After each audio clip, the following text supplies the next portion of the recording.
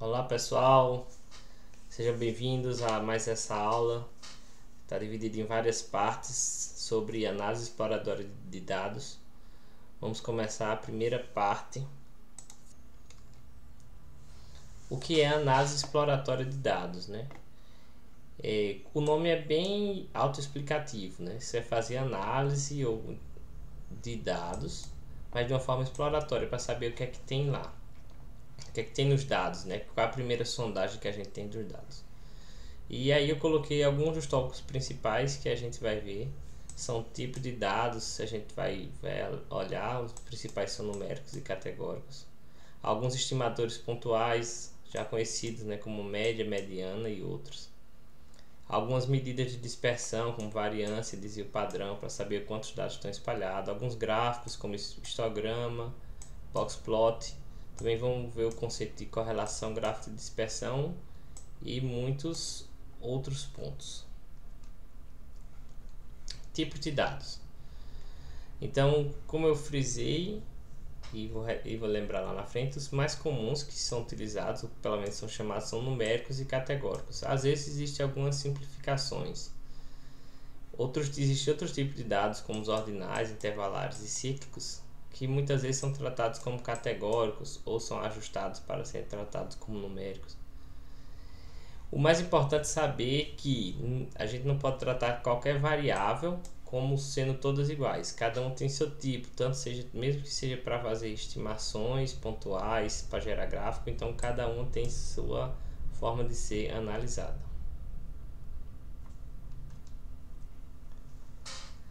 Uma variável categórica, ela é uma variável que ela pode assumir um valor entre um conjunto de valores.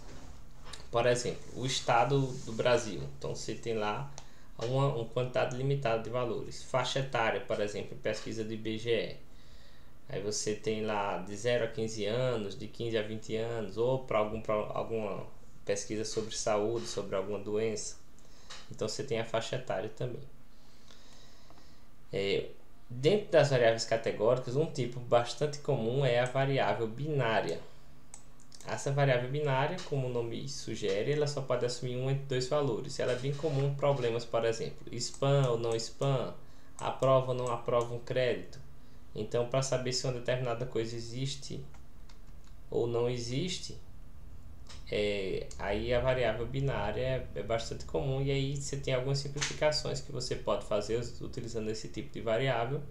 Portanto, ela é um caso especial aí, um subcaso, né, da variável categórica.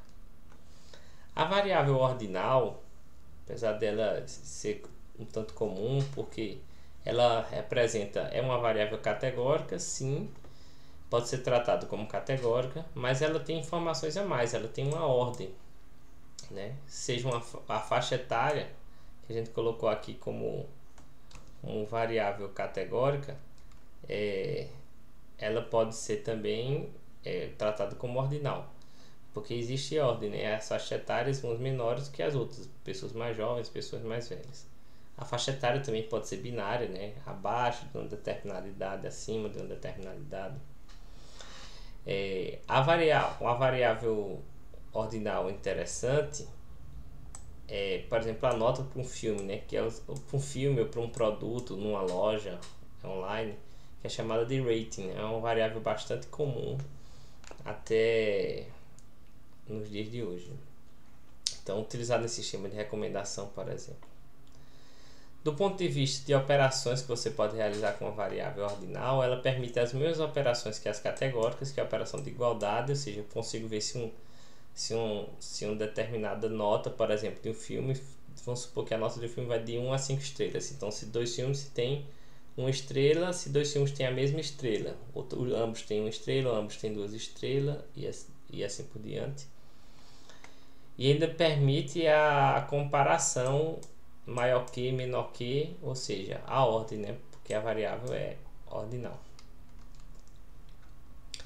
Já a variável intervalar, ela tem uma certa semelhança com a ordinal, só que a diferença faz sentido aqui. Por exemplo, em faixa etária não faz sentido eu dizer que uma faixa menos a outra é uma tanta diferença. tem uma certa diferença, não faz sentido. Mas se eu pego a idade da pessoa em anos, aí sim faz diferença. A diferença entre as faixas faz sentido, é a quantidade de anos, né?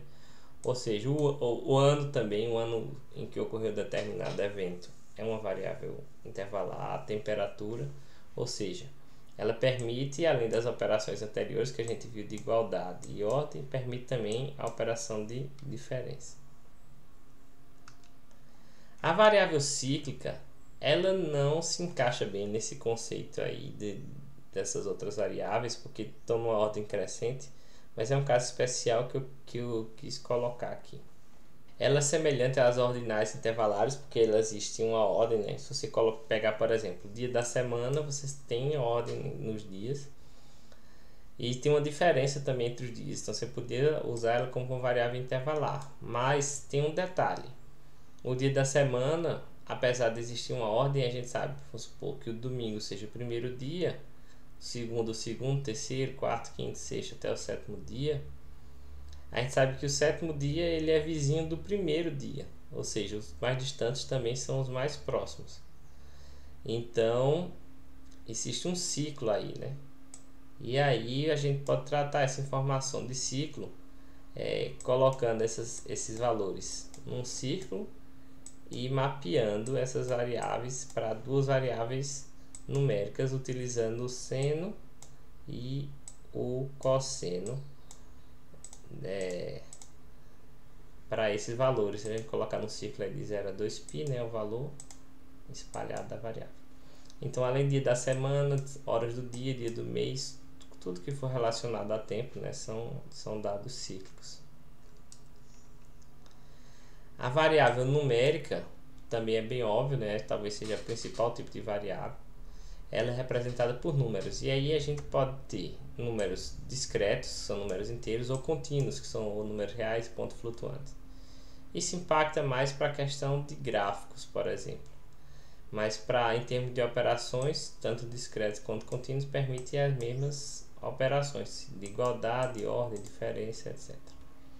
Então, só para diferenciar algum exemplo de variável discreta, por exemplo, o número de vendas, o número de pétalas numa flor, o número de venda numa loja, o número de comentários no produto, o número de likes em um vídeo, tudo isso são variáveis discretas, são contagens.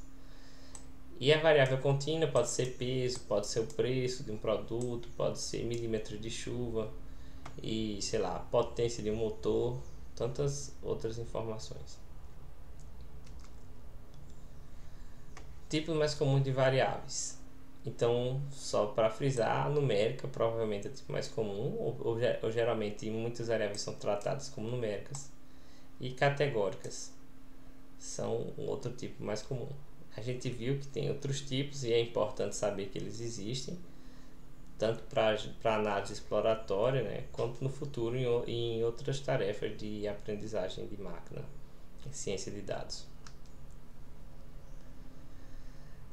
Ainda colocando aqui os fundamentos da análise exploratória, a gente precisa frisar que vamos estar utilizando dados tabulados. O que são isso? São dados em forma de planilha, né? Uma matriz bidimensional. E nessa planilha, as colunas vão ter um nome especial. São, por exemplo, a variável do problema, como a gente viu ali, vários tipos de variáveis. Então, cada variável pode ser de um tipo diferente. Mas a gente também pode chamar essa variável de atributo, ou de característica e tantos outros nomes. E cada linha dessa planilha ela é chamada de exemplo, ou instância, ou um padrão, ou um caso, ou uma amostra, porque é justamente um caso de uma coisa que ocorreu. A gente vai ver um exemplo no próximo slide. E em problemas que são supervisionados, a gente pode pegar uma dessas colunas e dar a ela um nome especial de classe, ou de variável alvo, ou de variável dependente. E isso são alguns termos-chave que vão ficar sendo usados o tempo todo daqui em diante. Então aqui é uma tabela que eu peguei do livro que eu já vou mostrar. É uma tabela mostrando dados tabulados. E aí que tem várias variáveis. Então cada coluna é uma variável. Então a gente pode ver que a primeira variável ela é categórica E por sinal aqui, se não tiver mais nenhum outro dado, ela é binária, porque só tem dois possíveis valores. A moeda também é uma variável categórica, por enquanto só mostra o valor, mas pode ser que tenha outros valores.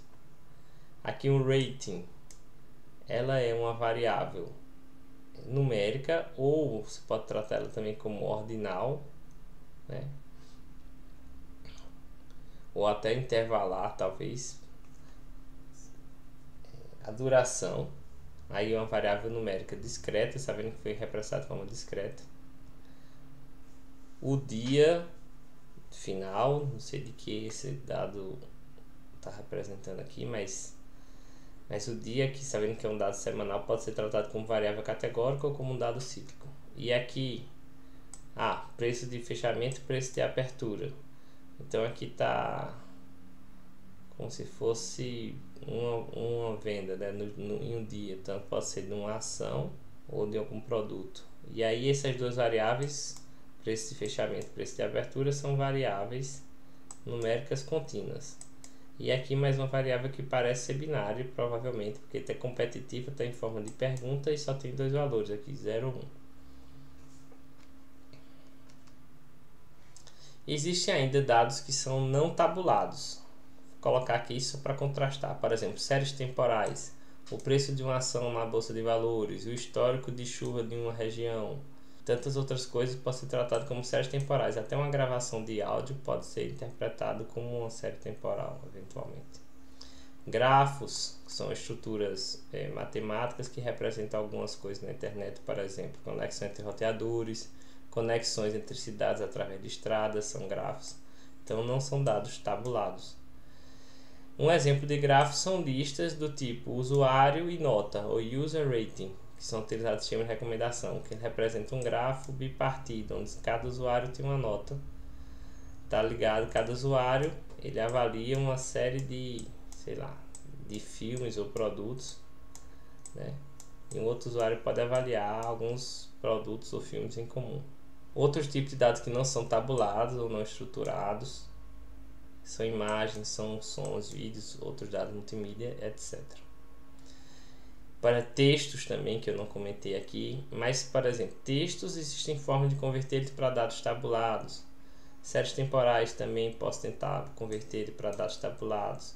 A lista de usuário e nota também pode ser convertida numa matriz tabulada. Então, várias formas a gente pode converter. Em imagens, eu posso extrair características e criar para cada imagem uma linha para transformar em dados tabulados. Então tem muitas formas de tratar os dados, pode ser um pré-processamento. A gente vai ignorar esse tipo de dado por enquanto, e vamos assumir que recebemos apenas dados tabulados. Estou planejando seguir esse livro. Nessa curta apresentação utilizei principalmente ele, completei com pouca coisa.